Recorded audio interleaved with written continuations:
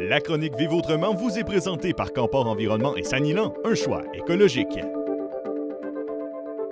Quitter la ville pour adopter un mode de vie rural, c'est le choix qu'a fait la famille Couture-Wilson. Une décision qui a nécessité 2 ans de réflexion et qui a permis à la ferme du Port-Pic de Saint-Simon de voir le jour. C'était vraiment de venir élever nos enfants en campagne, leur montrer à vivre de la terre.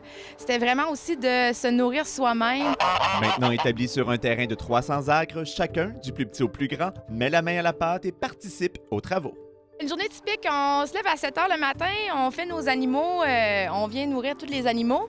Et puis, toute la journée, moi, je m'occupe de la fermette avec les enfants. Et puis, une fois que la fermette est fermée à 4 h, là, on repart. On refait la tournée des animaux. On est allé avec des races quand même assez petites, des chèvres miniatures. J'ai des lamas qui est quand même assez rare. C'est une belle ânesse qui vient d'arriver.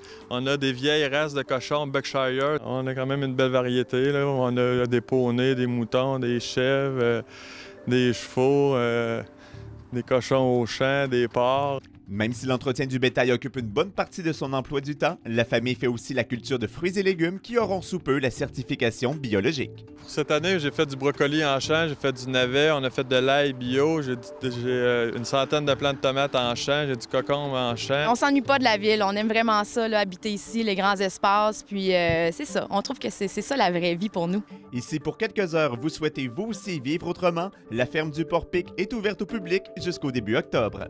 Michel Roussel, Saint-Simon.